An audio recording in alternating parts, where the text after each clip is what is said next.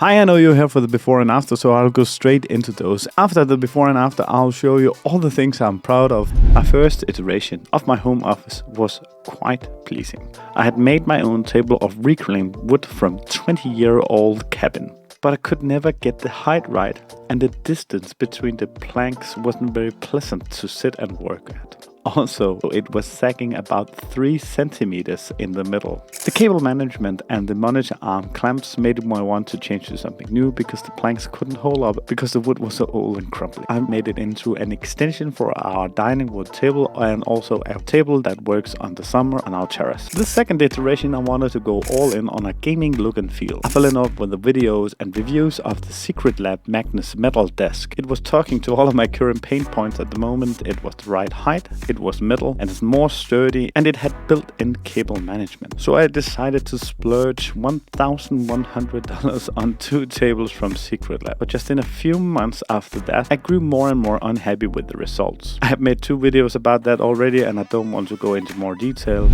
And now it was time to my current iteration. I knew more than ever what I wanted. I missed a brighter look and I missed the wooden feel of it. So this is the results. I switched back to a single display that I wall mounted this time. And in order to do that, I had to change side and sit against my white wall instead of my acoustic wooden slab wall. This had some really nice effects. It feels much more brighter now. And now that my wooden slab wall is in my background of my videos instead of being invisible for everyone who sees my videos. Also, the acoustics of the wooden slab wall is now catching the sound of my speakers instead of a hard wall that bounces back to me. Right now, I'm very happy with the results. And I went all in on cable management, both on hiding cables, hiding my computer, and replacing a lot of stuff to make this happen the way I wanted to. I might make videos dedicated to some of the items that I replaced. For example, why I went from 2 monitors to a single monitor instead. So please consider subscribing for that. Now let's go through all the things I'm proud of. I'm really proud of the cable management. This was the main reason I did the whole revamp, even though Secretlab sells their Magnus Desk on it being good at cable management. The cable tray on the Magnus Desk simply did not do it for me. I think my custom solution is much better. I mounted a beam underneath my Colby, both to supporting from not sagging, but also to hide the cables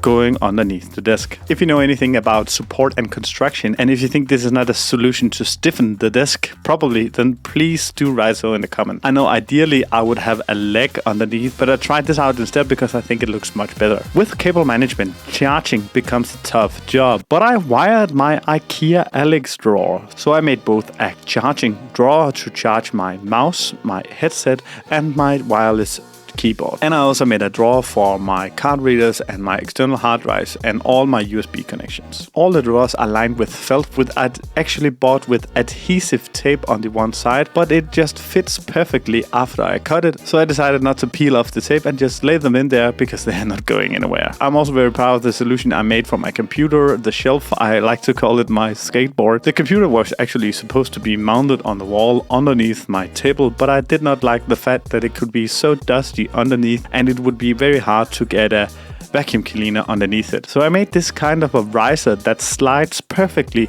back and forth, so it's easier to actually get access to the computer if needed. But and to my knowledge, there is sufficient airflow around the computer and at the back, but I also added a better cooling to my computer. And a big shout out to Harris Heller from Senpai that mentioned these Elgato wall mounts. I really love those. They are so tiny, but still very sturdy, and I mounted my camera that films me right now on one of these. And you can tighten the bolt so the camera just stays locked in even though you're fiddling around with the camera and the setting. I love it, and just like everything else from Elgato, it feels like great quality. I'm actually quite sure that if I mounted this on the wall with wall plugs and I could hang my own weight in them. But bear in mind that I'm from Europe and our walls is not made of cardboard. I mounted my camera on a Falcon F38 quick release plates that makes it easier to get on and off without turning and twisting around every time I need it. These plates are a game changer, and ever since I've discovered them, I have been using them on everything that I mount my cameras on. And then I'm also proud of the fact that you are still watching right now. If I could ask you to, then maybe subscribe or just hit the like button if you are not ready. I doubled my RAM from